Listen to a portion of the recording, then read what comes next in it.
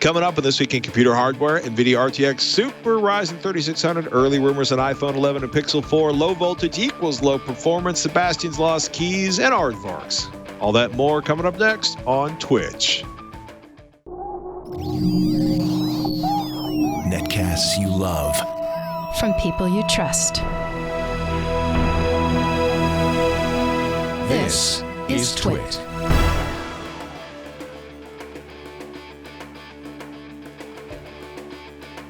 This is Twitch, This Week in Computer Hardware, episode 526, recorded on July 25th, 2019. Nvidia RTX 2080 Super? Not really.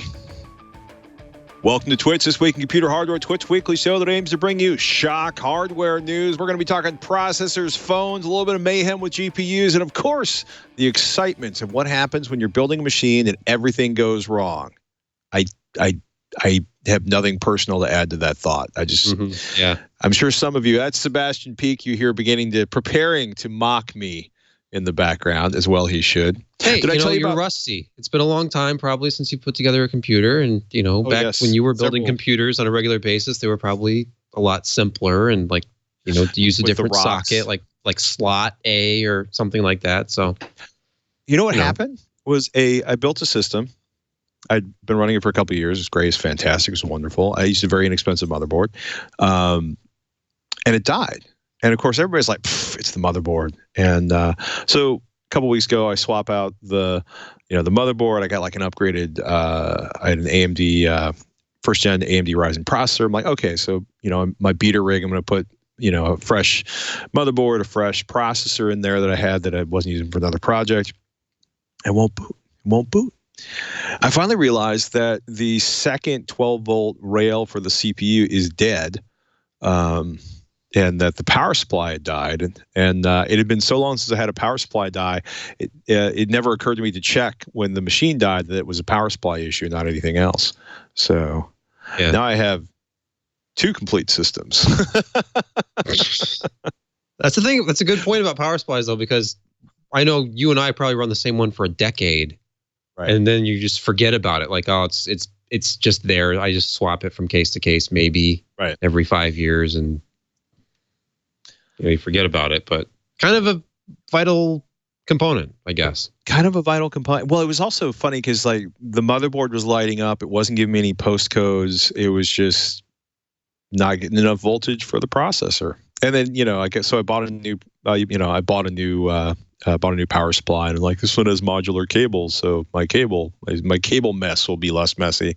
But I was laughing because, I plugged it in to the old system and it ran perfectly, and I'm like, I plugged it in the new system and it ran perfectly, and I'm like, great, I just did all of this work to rebuild a perfectly functional system, but now I have a lot more cores to throw at Blu-ray compression or video compression. We have there's just a weird grab bag of stories today. There's a whole bunch of phone news, a bunch of rumors that are coming out. We've got some interesting responses to import tariffs, or sort of, I would say, the new reality of import tariffs. But let's start out with the RTX 2080 Super, which you are calling a less super, which leads me to suspect that where the 26 Super, the 2060 Super is a 2070, and the 2070 Super is basically a 2080.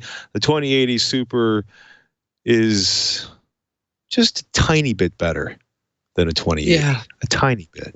Okay, in fairness, and so far I had been testing the Founders Edition cards, and of note, Nvidia is not charging any more for those with the Super card. So instead of the $100 premium for a Founders Edition, where the RTX 2080 was $799, now it's only $699, which is the same price as all the stock cards. But comparing those, the 2070 Super was about 10%-ish shy of a 2080.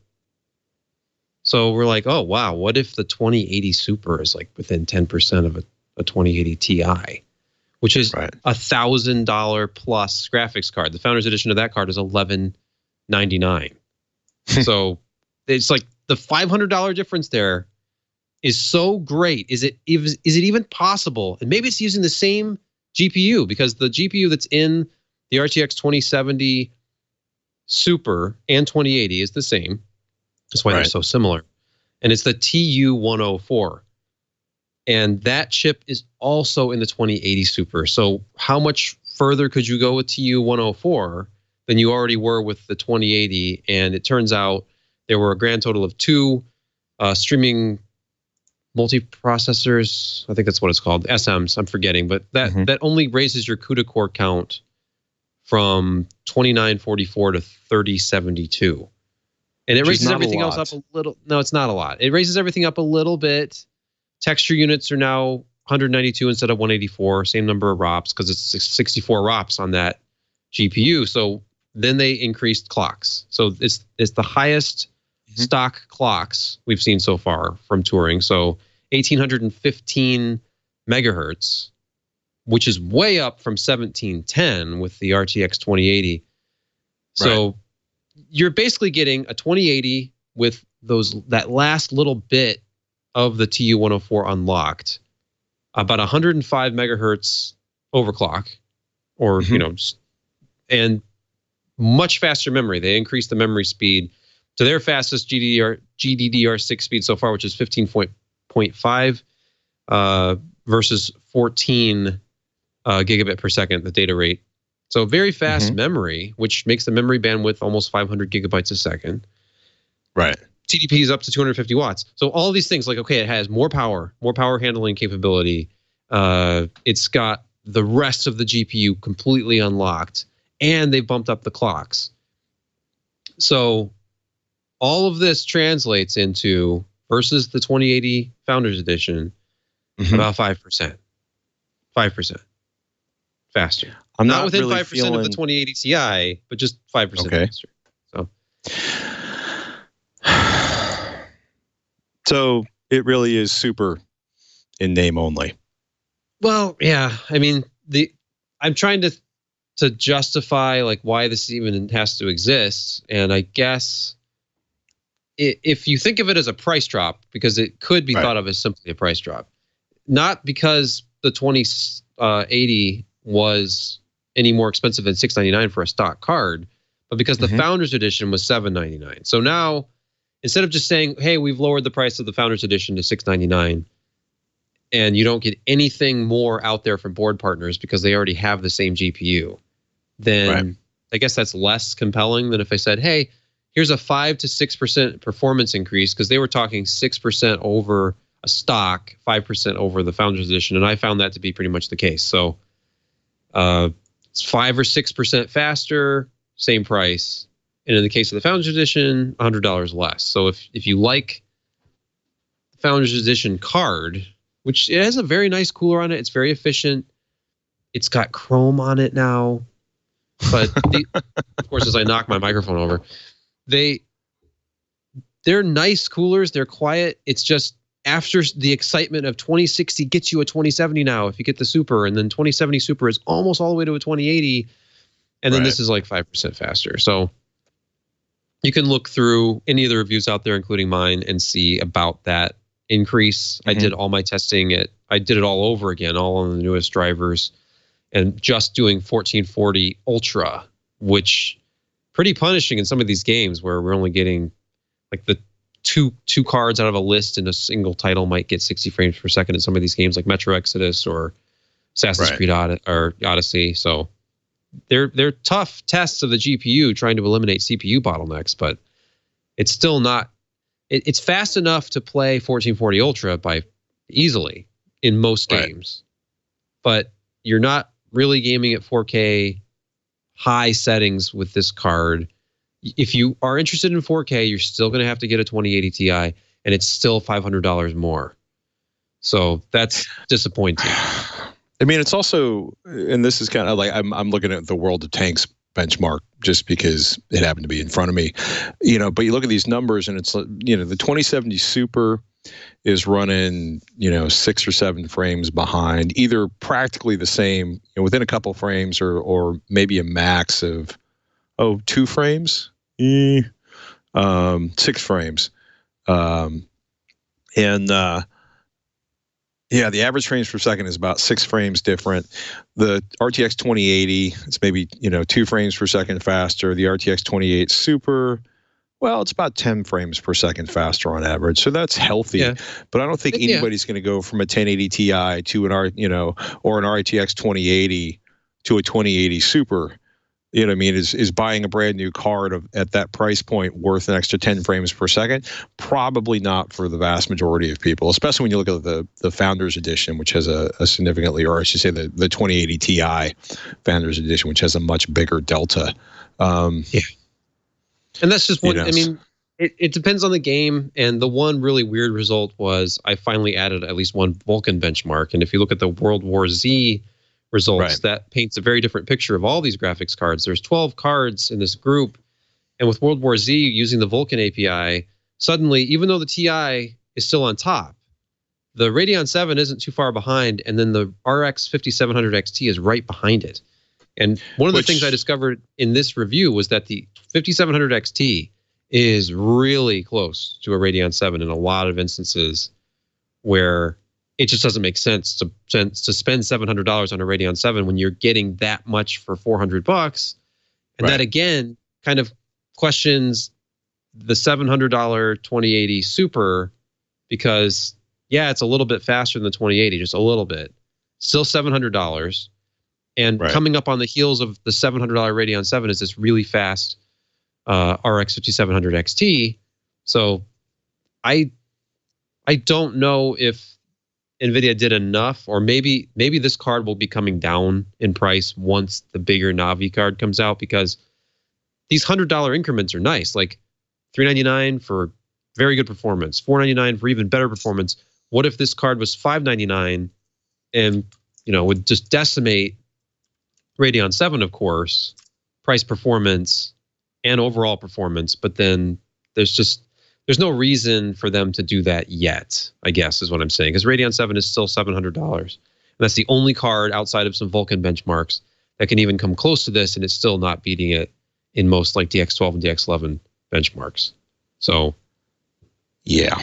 I mean, also, I hear the Vulkan numbers, and I think this is also a case where Nvidia is, had a lot of money for a lot of years, and was working with a lot of developers to maximize the performance on their platform. And I wonder if, I wonder if that's going to change over the next 12 to 18 months in any meaningful way. You also got to look at EVGA's RTX 2080 Super FTW3. I almost said something else. It's the one with the liquid. You can kind of see it behind me. I have the liquid cooler propped up on this headphone stand right now. But it's an interesting card because it's their completely overbuilt, outrageous FTW PCB. So it's not a stock card at all. It's over an inch taller PCB with their own, VRMs and stuff. And it's made for overclocking. The problem is, we talked about the clock speeds at the top, and they were already pushing 105 megahertz faster than RTX 2080 with the 2080 Super. So how much room is there left to go? And even this overbuilt card with an all-in-one liquid cooler on the core and a blower cooler for the VRMs and the memory is still only clocked 30 megahertz faster out of the box. So I ran the OC scanner tool and had pumped up the power limit. The power limit on this card is huge. It's 130%.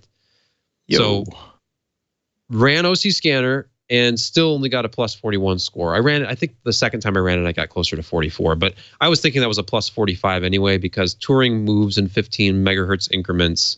So it's 15, 30, 45. And plus 45 is, you have to add that to the 30 megahertz out of the box. Now we're talking about, 75 megahertz overclock, which is pretty good. I, of course, pushed it as far as I could. I got plus 90 megahertz on the core stable in all the games I was running. And that's a total of 120 megahertz overclocked out of the box. But GPU Boost 4.0, it does its own thing. It's looking at power, it's looking at thermals, and it's adjusting the boost speed accordingly. And even though I had the clock set, I think the boost clock was set to something like 1950. After my overclock was over, it was actually running closer to 2.1 gigahertz. It was like 2100 megahertz that would eventually dip down to like 2085 after a while. But this card did a really good job of sustaining those boost frequencies.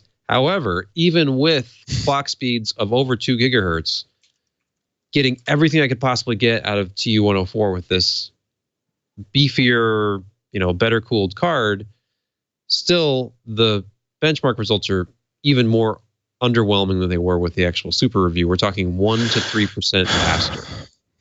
Overclocked. So $100 extra, a little bit less than that if you buy it with the current rebate. Very stylish, very liquid cooled. No meaningful performance improvement over a stock card in a proper air cooled case. Yeah, the only reason I would recommend a card like this is if you were looking at a 2080 Super and you're in a thermally constrained kind of environment, and I'll be looking at a case soon. It's the LDO3 from Silverstone, which is compact. It's all glass all around it. In those really small glass cases where you don't have a lot of front intake, you're going to be choking out a lot of graphics cards, and they don't personally recommend even going up past like a 2070 necessarily with that card. It depends on the style. They're like, please use a blower cooler.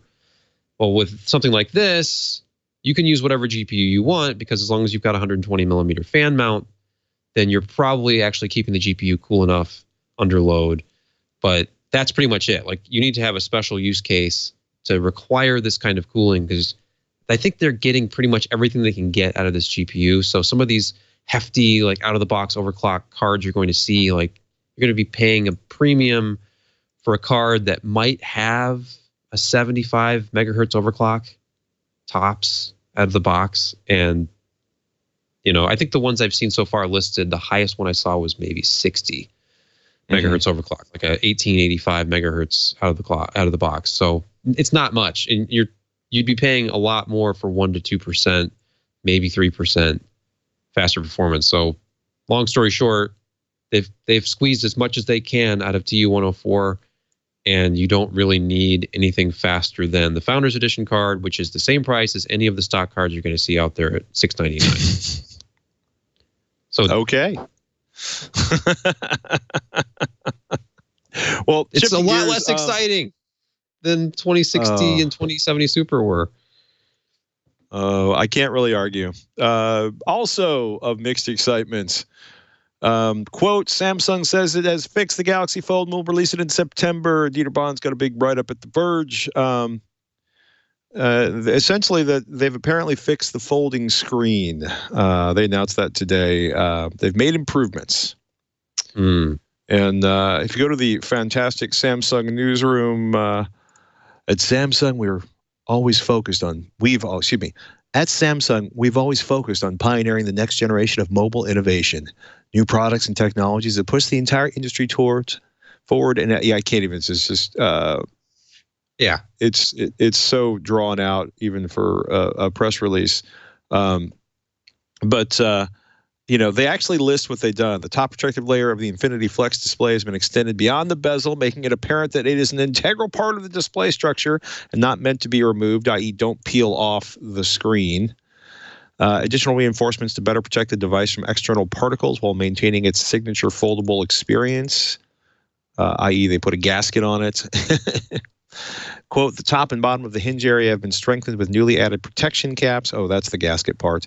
Additional metal layers underneath the Infinity Flex display have been included to reinforce the protection of the display. The space between the hinge and body of the Galaxy Fold has been reduced. So there's still a possibility, but there's less of a possibility. I'm very curious to see how this goes. Because on one hand, Samsung reimagines the smartphone, changing the way you interact, communicate, and experience everyday life. Precisely refined, slender, and encased in luxurious finished materials. Blah, blah, blah, blah, blah, blah, blah. Well, it's slender until you fold it in half. And then it's one of the chunkier phones you might carry. Yeah. So the response to that is that T-Mobile flat out told Dieter Bohn, quote, T-Mobile will not carry the Galaxy Fold because we already offer customers a wide range of the latest smartphones. Please reach out to Samsung for any further inquiries. Now, if you buy one of these, it will work, right? But T-Mobile says they won't sell the Galaxy Fold. when it's re-released. And you know, if you remember way back earlier this year, when T-Mobile, we were talking about T-Mobile and AT&T being the two carriers, we haven't heard anything from AT&T at this point. So, you know, T-Mobile's backed away. AT&T has not backed away yet. And of course, I can also totally see AT&T playing hardball, being like, we had to cancel all those orders, you know, reduce your end so we can make more margin on it. But it's, T-Mobile's like, yeah, we're not going to do it. It should run on any network if you buy one outright. That's not really an issue. Right. But if you want to buy it from a carrier, the list has gone from 2 to 1. For now. It'll be curious. It will soon be none. Don't worry. But unless they're going to exclude it from their device protection plans, because let's be honest, say even if they pumped up the price, like, okay, normally it's, you know, whatever, $10, $15 a month. I don't know what device protection costs. Sorry. But what if with this phone, it's like, but it's $50 a month for this phone. Well, it's still going to break within the first month. So then they're only getting $50 from you to replace a $1,980 phone. So that's me being very cynical, but these are very fragile, even with any improvements they may have made. The first time you sit on this thing when it's unfolded, the first time your kid grabs it, the first time it gets dropped on its corner, even from like 2 feet, it's probably going to break. They are selling people on this concept of this new phone paradigm that nobody asked for. At this point, we would like maybe some kind of clever underscreen front-facing camera, because we've seen some kind of ridiculous pop-out, fold-around camera concepts to get away from the notch, get away from a hole. I think people just really want their phone to be reliable and to run the apps that they want to run. Once you're into a phone ecosystem, what does it really matter what it looks like? With a like? larger battery? Yeah. And if you're okay with a thicker phone, and this is literally the thickness of 2 phones when you fold it, if you're okay with a thicker phone, and God forbid with a removable battery, you could, and an SD card slot. I mean, think of what you could do if you took a modern smartphone, and this is in a case, it's still pretty thin, and you put a thicker battery on it, and you put a memory card slot in it, and all sorts of useful things that end users have asked for, or at least, you know, people like us have asked for. No, I'm not arguing. I don't know. It's interesting to look, because, you know, Galaxy Fold's coming out. The pre-launch, you know, and there's been some interesting articles about this, how, you know, all these how large tech companies have developed relationships with journalists to seed information out, and I'm certainly going to be helping to reward them for that, because sources have told 9to5Mac that Apple's going to release 3 iPhone 11 models this fall with an A13 chip, a Lightning port, and a new Taptic engine. 3D Touch is going away, and you know, that's you know, this is not exactly rocket surgery to think about, but look at the size of that mess on the back of the phone. Isn't it glorious? I mean, you know, this may not be this. I don't even know what to. You know, this is an early. This is either testing the waters or an early acknowledgement that they're going to keep the Lightning port instead of moving to USB-C. But essentially, they're going to have, you know, 3 models for the XS, the XS Max, and the XR will be replaced. 3X OLED Retina display and the 2X Liquid Retina display on the less expensive N104. It's a good read. Guilherme Rambo put together a 9to5Mac. I'm also really curious what the Taptic engine is going to be about, because the code name for it is Leap Haptics, and nobody knows what it's going to do other than, you know, do something that makes it easy to move off of 3D Touch. Of course, there will be awesome camera action. You know, the front-facing camera is going to include 120 frames per second. They're saying there's going to be a wide angle, or I should say, mini mock. Sources share that it looks very similar to the mini mock-ups that have been circling around, where it has 3 cameras on the back in that square. It's going to include a wide-angle image, or a camera capable of a wide-angle image. In any case, they're expected to have their usual September event where they announce new phones. The other thing that came out on the rumor side was out of Bloomberg.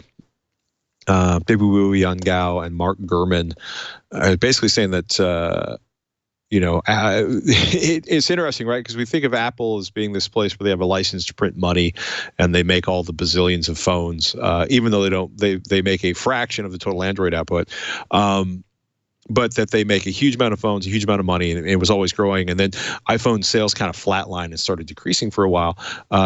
But this is according to people familiar with the matter.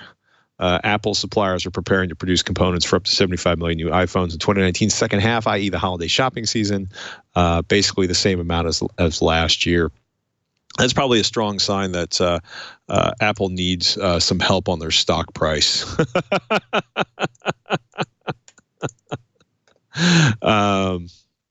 It'll be, apparently Foxconn is increasing their hiring in Shenzhen. They're offering staff like a 10% additional, or they're basically paying their staff more to make sure they actually have the people to build the phones.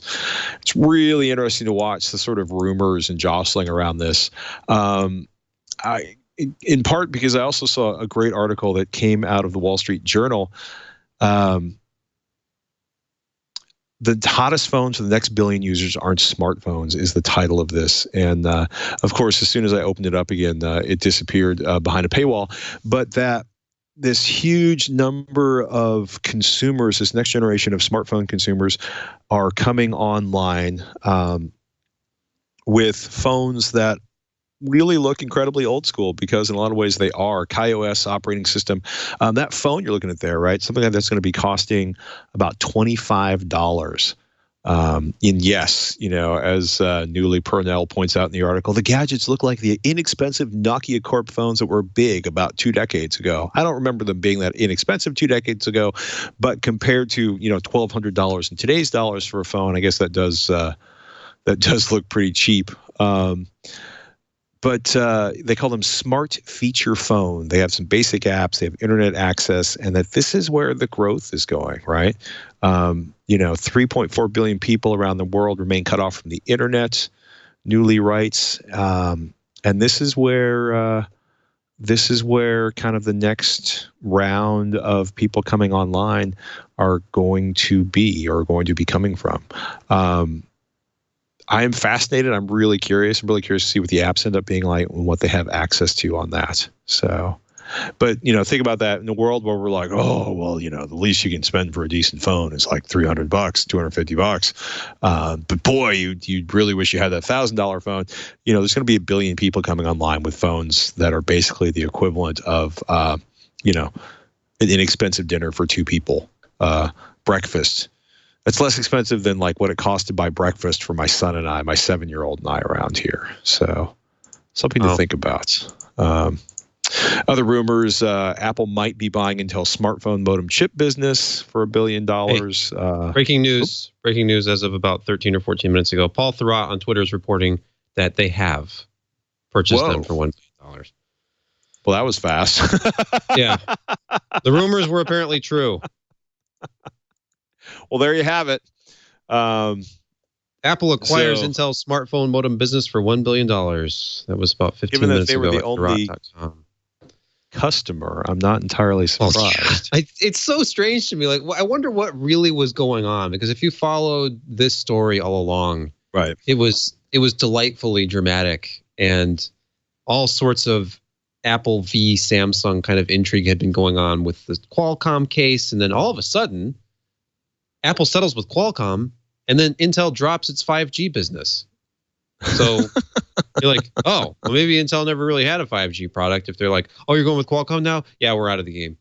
We're going to stop pouring money into this failing venture of ours. But then maybe that wasn't true. Like, if you read Semi-Accurate, you kind of got the feeling that they never really had a functioning 5G chip. Right. They have patents. They have a team. They've been working on it for a long time. But they had an underperforming 4G part that apparently caused Apple to have to clock down the Qualcomm part so that they matched when they were dual sourcing. And then they had a 5G part that may or may not have existed in a functional, ready to go form. which kind of forced Apple's hand, you think, but it was not like Apple was up against a release for a new phone. That already would have been baked in. Like whatever they were going to use with the 10S, they were going to use. It hasn't been that long since this Qualcomm settlement was made. And now all of a sudden, here they are buying Intel's 5G business. So maybe Intel was onto something. Maybe they did have a working product. I don't know. Yeah. It's thin. The other thing, it's thin, but I'm utterly delighted by another Verge story, Andrew Liptak. Pixel 4 screen leak shows off large forehead bezel. In case you're wondering what a forehead bezel is on the phone, it basically means that there is a bezel at the top of the phone, which if you ask me, if you take a look at the pictures, the rumor pictures, the leaked images, it is essentially a bezel at the top of the phone. So I am down with that. Yeah. Yes. Also, more room for battery. So those images came from Ice Universe via 9to5 Google. Probably should have dug back to the Ice Universe tweet. I apologize to @Universalc. Boy, that's a hard Twitter name to say. But yeah. I also like the quote on the tweet that showed that leak. Let me see if I can get it in there so Burke can shine that out to the audience. But if you look at Ice Universe, the oval opening of the Pixel 4 series front panel means that the Google Pixel 4 series will be groundbreaking and new and worth looking forward to. I also hope it's thick, damn it. Thick with a giant battery. He is very excited, or she is very excited about that oval. I'm just very excited about not having that damn notch in the screen, which I know lots of people weren't bothered by, but it drove me nuts. Maybe if I'd bought one, maybe I'd have gotten used to it. It would seem so normal, so reasonable.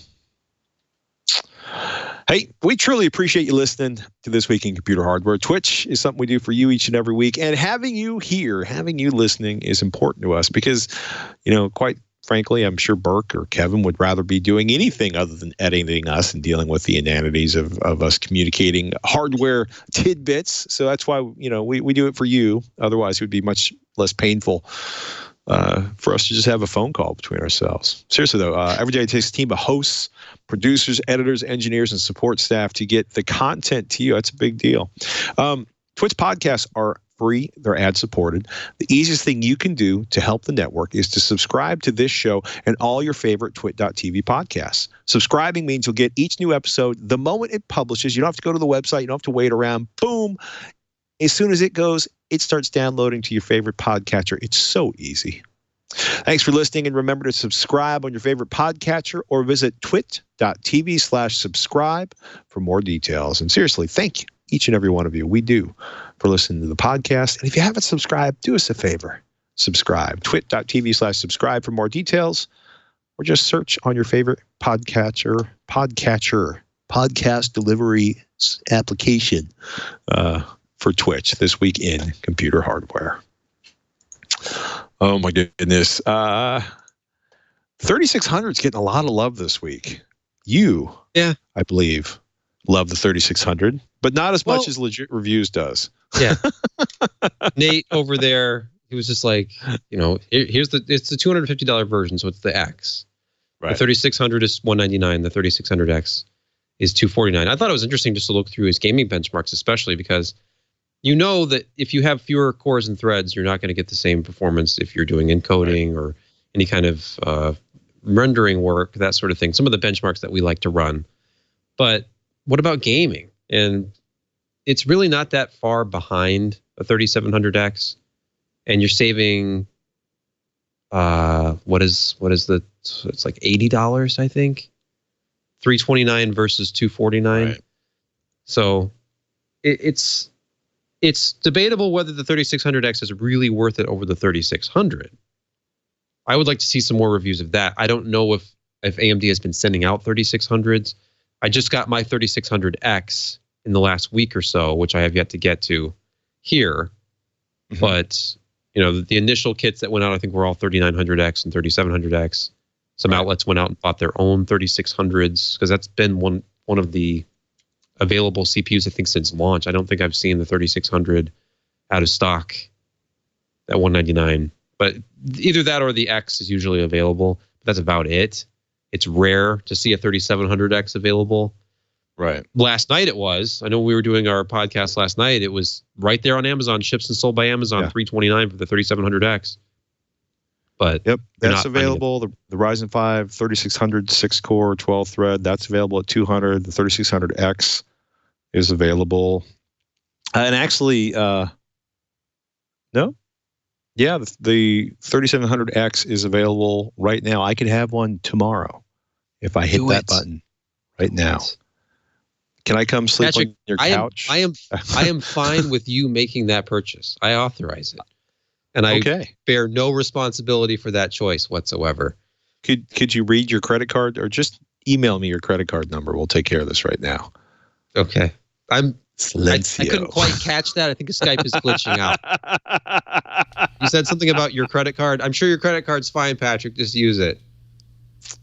Yeah. I'll edit and save this clip for you, Patrick, and that should work. He authorized it. Look, I have him on video authorizing it. I had to. Oh my goodness. Well, let's talk about the 3600X. You know, it's considerably less expensive. It's 100 and I should say, well, the 3600 is $130 less. It is not quite as inexpensive. 3700X, $330. The 3600 is $200. The 3600X is $80 less than the 3700X. How much? I mean, what are you giving up performance-wise on that? I mean, obviously you're giving up a couple of cores. You're giving up 4 threads, 2 cores, a little bit of clock speed. No, actually, I guess I take that back. 3600X is running at the same clock speed. Overclocked 4.4, or the boost. The base is a couple, 200 hertz slower, which is practically within the area of marginal insignificance. I'm wondering though, like for multi-threaded stuff, that's a lot of cores to give up. I mean, what do their numbers look like? What were they feeling? Let's use feeling words in the group. I don't think there's any. If I look at like Blender, you look at like the BMW benchmark. Of course, it's going to be slower. The score, like the 3700, it only took 230.8 seconds versus 302.5 with the 3600X. So we're talking 3700X versus 3600X. It's pretty significant. I mean, if you're talking about multi-threaded workloads, you're seeing a big drop if you go with the 3600X instead. If you're thinking 3600X already at $250, I think it would be a very wise choice to just go the extra $70 or so, $80, and get that 8-core, 16-thread, 65-watt part instead. I personally, after looking through this review and kind of what I already thought based on the numbers, because the 3600X is a 95-watt part, it makes the 3700X look that much better because the 3700X has the same boost clock, only 65 watts, and it has all 8 of those cores enabled on that chiplet. That's a single chiplet design. So, it's just higher binning. Like it's a better product, that I'm kind of surprised that it's available right now, but I don't really know what they're doing as far as how they're deciding when these through the binning process, when the chiplets come out and all 8 cores are usable and can run at whatever speed they need from one of these CPUs. When do they make the choice that, okay, we'll make that into a 3700X, or we'll save it, get another one, and those two go into a 3900X? There are not very many 3900Xs out there. And the few that we've keep seeing are at inflated prices, or somebody saw that the price skyrocketed and they're selling a used one that they've only had for a couple of weeks and probably planning on just getting another one later when they come back into stock. Like, I'd be very tempted if I bought one out of pocket for $500 and I saw I could sell my used one for $700 right now. Like, it would be tempting. I'll downgrade for a while and pocket $200 and buy it again later. But I think they've did a good job of kind of hitting the different price points, but the 3600 seems like a fantastic deal at $199 buys you into this new Zen 2 platform, and then the 3700X and the 3900X are compelling too for their own reasons. Everything else is just kind of filling price points. Yeah, no, I mean when you're looking at, because I obsess over handbrake rendering times because I am rendering video, I am stressed, I want it to move faster. And that was for me the big deal about originally moving to the 1800X, because it made this huge increase in performance. And you look at the 3900X in legit reviews benchmarks, and you get like I should probably do the math on this one. You go from like 23 to almost 30 frames per second. Going from the 3600X to the 3700X. And that was about to say, the 3900X is 30% faster than the 3700X and almost twice as fast as the 3600X. The 3900X is, again, right around 28, 29, 30% faster on video rendering than the Core i9-9900K. Things change a bit when you go to gaming, and having all those cores is not nearly as important when you go to gaming. But, depending on the kind of workloads you're doing, it's kind of crazy. It's also fun to do. They have a whole section of 1080p game performance with Twitch streaming. And it's interesting to look at that, because that's when you start to see some real advantages on, the Intel parts, where it's like Twitch streaming with OBS, which is a pretty heavy load. Far Cry 5, 1080p, ultra quality, 1080p 60 and X264 stream. And you're looking at, it's the 3700X and the 3900X are basically sitting at, 126 frames, 125 frames for the 3900X, 126 frames for the 3700X, not streaming. And then it drops to 180 frames when it's streaming and 102 frames when it's streaming for the 3700X, which is not a huge amount, right? Even the 3600X is almost as fast as the 3700X running at 1080p gaming, because at 1080p, I don't think your GPU is the benchmark on Far Cry, or the bottleneck on Far Cry 5. But you take a look at the frames on the Core i9-9900K, you're looking at 152 frames per second when it's not streaming, 129 frames per second when it's streaming, and that's a pretty hefty bump. Still an advantage there. Less of an advantage when you look at something like Rainbow Six, but still, Intel's definitely ahead on that.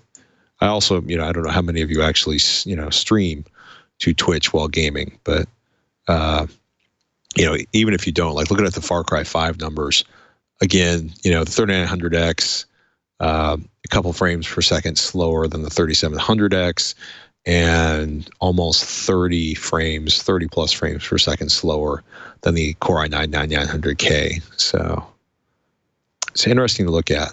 None of those frame rates will help me not get fragged in any game I play online. I mostly need to, avoid communicating with my family and spend more time gaming to produce those numbers. as we should all. As should we all. So say we all. There's an interesting Reddit post which turned into a Gamers Nexus article, which basically comes down to, don't turn the voltage down too far on a Ryzen 3000 unless you like slow. But what inspired it was a Reddit post about a week ago, maybe about a week and a half ago now. So a YouTuber said they were lowering temperatures and getting boosted performance on Ryzen 3000 CPUs. And they were basically lowering the B-core values in the BIOS.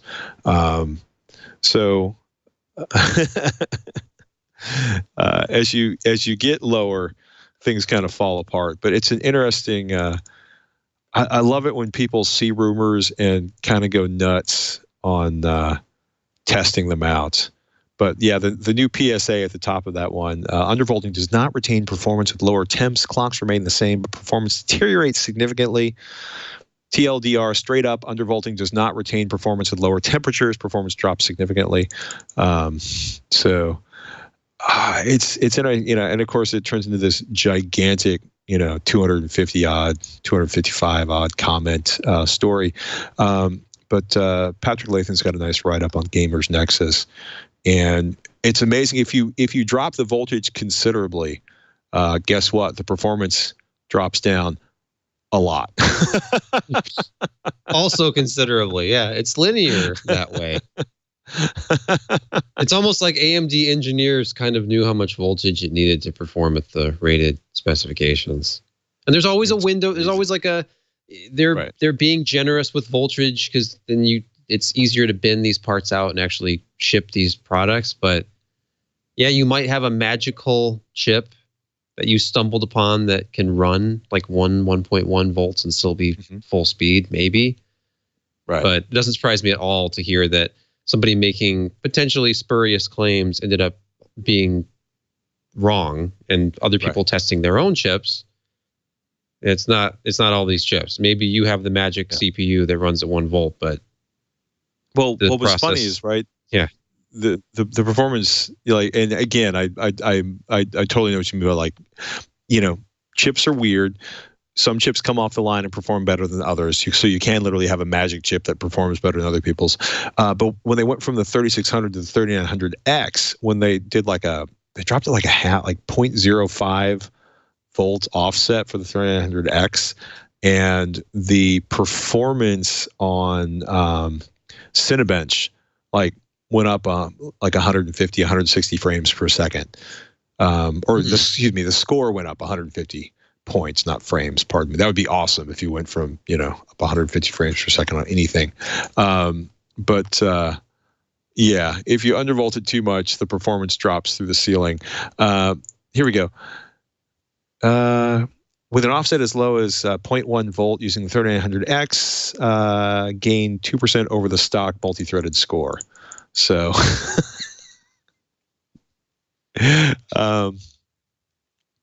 careful what it works. Careful what you do with what you read on Reddit. That's all I'm saying. So that just amused me to no end. I also got to say, Nintendo.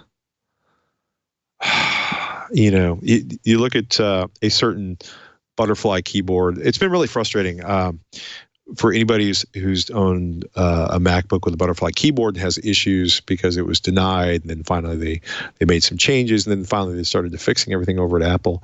The Nintendo Switch has not been around for a long time, but and this is not an open announcement. The write-up by Patrick Klepek up on Vice basically was that they found an internal Nintendo memo which instructs customer service to fix Joy-Con drift for free.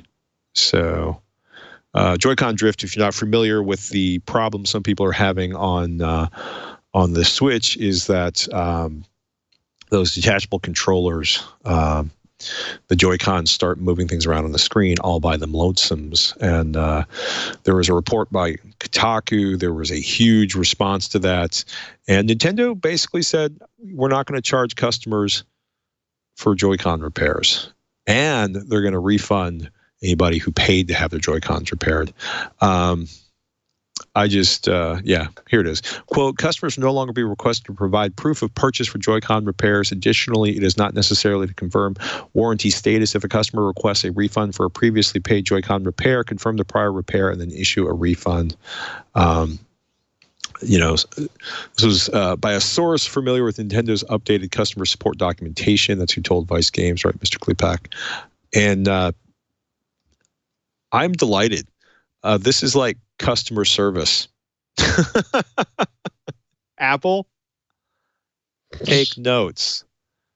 Take action earlier. I'm pointing to this story on the screen. And they're saying Joy-Con drift exists. We take responsibility for it. We want our customers to have a great experience. Let's look up Nintendo Switch, and let's go to Amazon. Okay.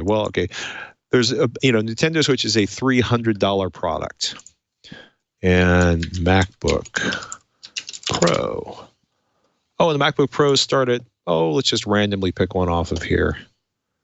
Oh, here's a 13-inch MacBook Pro for $1,300. Guess which one got a better response for customer service faster? Yeah. Apple has a history of not acknowledging issues and just leaving it up to the Genius Bar one-on-one. Here's the actual script. Here's what you're supposed to say. Here's what you're supposed to do. And not really releasing it publicly unless they absolutely have to. And Nintendo has a history going back to their big start here in the US with the Nintendo Entertainment System, I think. Could be wrong about this, but I think in Nintendo's history, at least once they have voluntarily either recalled and re-released product or instituted some form of repair. Right. It's just a different company culture. Nintendo was extremely concerned about their integrity, or at least their appearance of integrity. They seem to be a company that thinks that they have to do things the right way. And Apple seems to be the kind of company who, if anybody watching or listening has any sort of disdain for Apple, if you're not an Apple fan, they probably think of Apple's products as being overpriced, and there's all the horror stories about service issues, and we had the Ballgate thing back in the day with all the MacBook Pros, and that's why they no longer speak to Nvidia, and all sorts of repair problems, and the latest on top of everything else being their flawed keyboard design, where this race to get to the thinnest possible form factor produced this extremely fragile keyboard technology, which doesn't stand up to repeated use, where you end up with stuck keys or just non-responsive keys. So, they don't stand out as that reliable company anymore. They just look like an expensive lifestyle brand at this point, and which is sad because Apple has unbelievable engineering talent and the best R&D probably in the world, and incredible amounts of time and effort have been put into, and money have been put into creating the computer controlled process that actually produces something like their aluminum shell that their MacBook Pro goes into. It's phenomenal. If you do, if you read about it, sending people over to China for weeks or months at a time to like fine tune the process exactly. It's not just that they outsource. They only outsource if they're 100% convinced that the engineering team is producing the exact quality that they would in-house in Cupertino.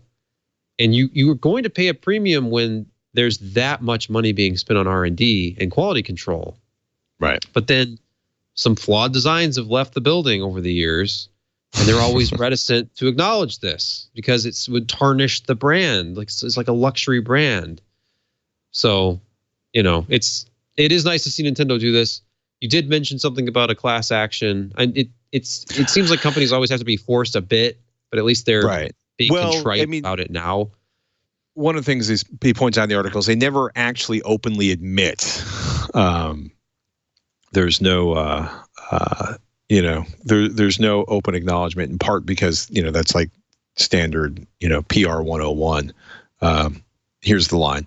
Quote, nowhere in the document does Nintendo acknowledge there is a fault with Joy-Cons, only saying that they are aware of, quote, recent reports, unquote, and because of the huge attention it's received, the company was anticipating more people would be asking Nintendo questions. We want to quickly handle these questions to restore consumer smiles, the documentation reads, end quote. It's, if there's possible lawsuits, they're not really openly acknowledging anything. They're just openly making a policy to make it right. So, and it's a start. I found my historical reference, searching the internet database at Wikipedia. Right. Back before the NES in America, when they finally convinced toy sellers to sell this by branding it as an entertainment system and putting a little robot in the box because American retailers wanted nothing to do with video games after the crash. The Famicom was selling well in Japan. And then quoting the article here, many Famicom units reportedly froze during gameplay after tracing the problem to a faulty circuit. Nintendo recalled all Famicom systems just before the holiday shopping season and temporarily suspended production of the system while the concerns were addressed, costing them millions of dollars. So they reissued it with a new motherboard, problem solved, but they lost those holiday sales because they said, you know what? It's a faulty product. We don't want to sell products that are going to end up freezing on people. We're going to recall all of them, eat the money, re-release a better version. So just going all the way back to 1983, this is how they've run their business. And they're very proud of the way they run their business, and they have very high standards. So it would be nice to see Apple, which, 1983, 1984, somewhere in there, they were kind of releasing some relatively important products back then with the Macintosh. And they've had quality control issues. They had quality control problems big time with the Apple III, a much maligned system, and for good reason, because it overheated and the chips literally were coming loose out of their sockets on the circuit board. So that's not really problematic. Not really. No, the old instructions were lift it up and drop it back onto your desk to reseat the chips. Always a soothing thing to hear when you're talking about an incredibly expensive and one would think sensitive piece of hardware. Mm-hmm. Just laying that out there. Oh my goodness. I was laughing. Tile has raised another $45 million. This is up on TechCrunch. I know two people that where the Tile, the little tracking devices, you put them on your keys, your cat, your bag, whatever it is. I was just kind of blown away. They're like, what on earth? How many people are buying these things that they got another $45 million in investment? But this is their Series C funding. But apparently they are blowing up in Europe. Like 160% growth there. They apparently had a huge Prime Day on Amazon. So I was just kind of fascinated by the idea that there are still a ton of people buying these. I will say that the latest generation of the Tiles are much more attractive and look much sturdier than the early rounds of Tiles, but that amused me to no end. So yeah, we'll see. Are you not someone who frequently cannot find your keys anywhere? Then or you usually kind of know where your stuff is, but there are. I am very. I don't know how else to say. I'm very anal retentive about the location of my keys, my phone, and my wedding ring, and as a result, I pretty much, knock on wood, never lose those, except when I do. There was a case where the cat actually was using my wedding ring as a soccer it was the ball. Cat. No. I as somebody who has gotten welding spatter on his wedding ring, which led to one of my favorite conversations with my wife. Honey, what's that? Oh, it's welding spatter. She didn't know whether to be more angry that I wasn't wearing gloves or that there were like gobs of MIG welding cruft on the surface of my titanium wedding ring.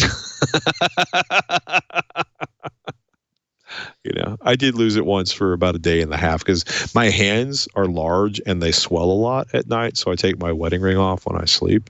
But it was hysterical because the cat actually knocked it off of the dresser. And, I do that because apparently it was whacking it around so hard in the bedroom. It woke my wife up and I couldn't find my wedding ring. My wife's like, oh, that's what the cat was beating around last night. We eventually found it stuffed under the bed, under a bag there. But I know people who use them constantly and love them. But it was, $45 million just seems like a lot of money. I used to lock myself out of my house so frequently because I would forget my keys as I left, and I would just pull the door closed behind me, and it was locked, and so then I couldn't get back in. And I think I broke in through the same window so many times, which ended up just being boarded over because I broke it badly enough I couldn't fix it again. And I was climbing in through basement windows and stuff. This is my house. I think about the 7th time in a row this happened. I went straight to the hardware store and bought one of those keypad locks you'll see on a commercial door. Yeah. And that day, just once I broke in for the last time, got the front door, took the handle off, put this keypad thing on. So for someone like me who went out and spent $125 on a keypad lock because I kept locking myself out of my own house, when I was walking the dogs, it was most of the time I would be like, oh, take the dogs outside. I'm stuck. And I've got to now get them over the fence, get myself over the fence, and then break in through a window somewhere and hope the police don't get called because I don't have an ID on me. Right. So yeah, I would. Yeah. So I would hope that if these things are cheap enough, I don't know how much an individual tile costs, but about $25. If it's like screaming at me like you're leaving your keys behind, I don't know what the range is, but I will say my number one favorite feature of an Apple Watch, and I'm wearing one right here. Right. As much as I criticize Apple, I have an Apple phone and an Apple Watch, and my wife is like Apple only, and partly pressure from her because we have a child and she wants to be able to iMessage me even if I don't have service, if I'm on an airplane or something. But be that as it may, there's a feature on the Apple Watch where you can ping your phone. Yeah. And wherever your phone is in the house, whether it's turned to silent or not, it starts singing. Dinging at you, and you're like, "Oh, it's under the couch cushion. That's where I couldn't find it." So just something much like that less for my embarrassing keys. than sending your wife an email asking her to call your phone so you can find it. So the tile, the basic range of the tile is like 30 meters for the Slim, 45 meters for the Mate, 90 meters for the Pro. That's of course is going to vary depending on what your house is made of, if you're inside or outside of the house, what's in between you and the device. But what happens with the tile, though, is you have the app and you can check the last known. If you can't actually hit it via Bluetooth, you can check the app to see where its last known location was, which hopefully doesn't turn out to be, say, Chicago, if you changed planes on your way back home. A friend of mine did that. Oh, my bag is in Detroit, I think it was for him. Which is awkward but painful. 4 packs are like, I think it's like 4 for $100, depending on which model you get. Pro pack is $35 for 1, $60 for 2, and the Slim is $30. I would recommend, me personally, I would recommend getting one of the larger models, the Mate or the Pro, because you can replace the batteries on those yourself. If you have one of the tiny slim ones at the end of the year, the battery's supposed to last a year, then they'll give you a discount on a new purchase on one. So, oh, great. So they're disposable. All right. No, not all of them. Some of them. The cheap ones are. Which I guess kind of makes sense. But hey, you're going to lose it anyway. If you're the kind of person who loses your keys, you're going to lose your tile. So but that's the whole point of the tile, is to not lose your keys. Oh my goodness. It is a nice app. It is a cool application of Bluetooth as far as I'm concerned. Just want to say that. Ladies and gentlemen, you've been listening to This Week in Computer Hardware. This Week in Computer Hardware. We call it Twitch. You can find it at twit.tv/Twitch, including all the information you need to learn how to subscribe and see all of our episodes. Or you can just sit there on the webpage, twit.tv/Twitch, and play episode after episode until you are sick and tired of Sebastian and myself. Hopefully that never happens. It may happen. Well, it may happen. Just go back and forth. If you get sick of me, just listen to him and mute me or something. I don't know how you do that, but yeah. That's an interesting question. In any case, if you got a question, do us a favor, tweet at Sebastian Peak or at Patrick Norton on the Twitters. You can also email us, twitch@twit.tv, and we should get that email. If you have a hardware question, we'd love to hear about it. And hopefully you have a fast, delightful machine that makes you happy. And if you don't, ask us a question and we'll help you make it faster, help you fix it, help you figure out what your next GPU is going to be. And if you have any questions, or if there's an area of hardware you want us to cover more, let us know. If you want more Sebastian, and who doesn't want some more Sebastian in their diet, go to PCPer.com. He's the editor-in-chief of PCPer.com, and you will find he writes a lot of aardvarks. No articles on aardvarks. Aardvarks and cardware. Now, there's a podcast I can get behind, or the name of a bar, possibly in Arizona. Apparently, today has been hard for speaking. PCPer.com is the place to go for more Sebastian Peak. You can catch up with me here at Twitch, twit.tv/Twitch, or head over to avxl.com. And thank each and every one of you for listening. Sebastian and I will. Yeah, and suddenly I'm speaking like Yoda. I'm Patrick Norton. And I'm Sebastian Peak. We'll catch you next week on Twitch.